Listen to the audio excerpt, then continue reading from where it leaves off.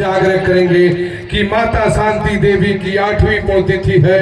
उस पुण्यतिथि के अवसर पर तेजस्वी यादव ने उनकी मूर्ति का अनावरण कार्यक्रम में आ रहे उन विषयों पर प्रकाश डालें।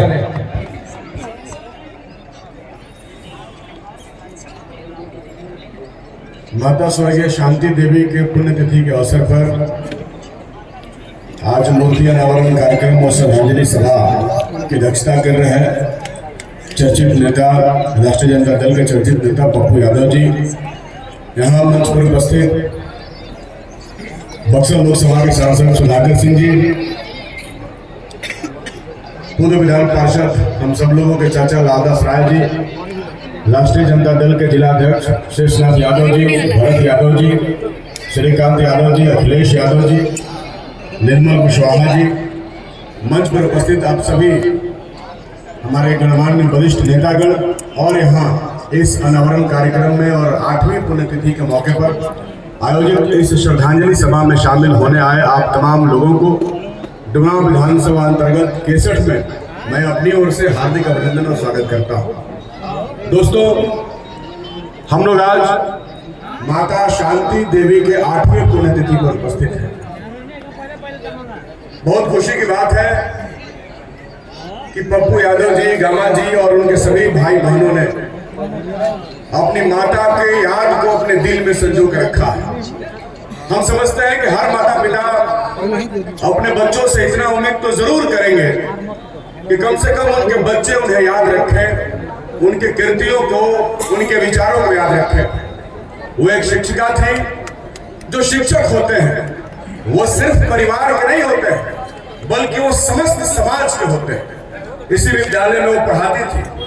हमें खुशी की बात है, हमें बताया गया कि वो सिर्फ शिक्षिका नहीं थी बल्कि समाज के अंदर जो परिवर्तन के आवाज थे उस दौर में, जो सामंतवाद के खिलाफ संघर्ष कर रहे थे, उन संघर्षों के वो साझीदार थी, उसके हिस्सा थी। उसके साथ मिल करके उनकी बहुत अति महत्वपूर्ण भूमिका इस 61 के इलाके में रहा। आप जानते हैं, ये लड़ने वाले, संघर्ष करने वाले जुझारू किसान, मजदूर, छात्र, नौजवानों का इलाका है।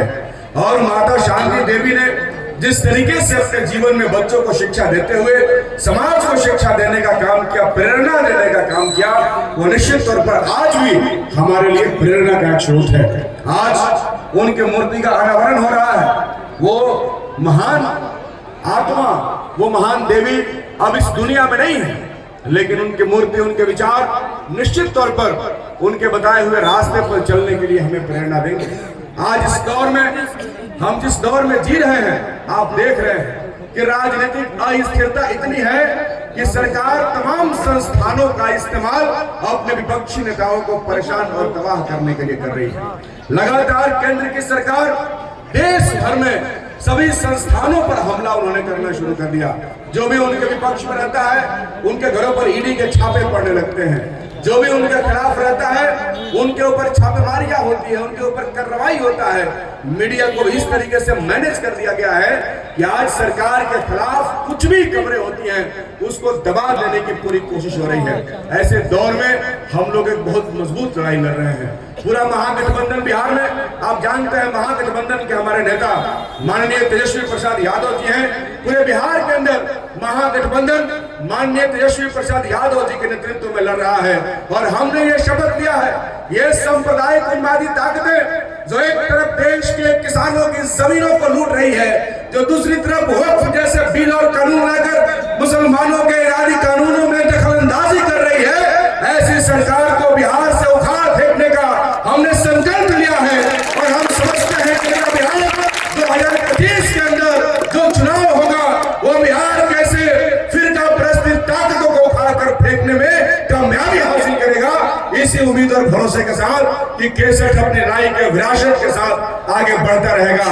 माता शांति देवी के जो विचार है वो हमेशा हमें प्रेरित करते रहेंगे और हम हमेशा सामंती सांप्रदायिक ताकतों के खिलाफ, कारपोरेट दलालों के खिलाफ मजबूत संघर्ष करते रहेंगे। मैं इन्हीं बातों के साथ अपनी बात को समाप्त करता हूँ। माता शांति देवी को अपनी श्रद्धा सुमन अर्पित करता हूँ। आप सबको मैं लाल सलाम पेश करता हूँ। धन्यवाद। बहुत बहुत धन्यवाद। अब सब हम लोगों के चहेता नेता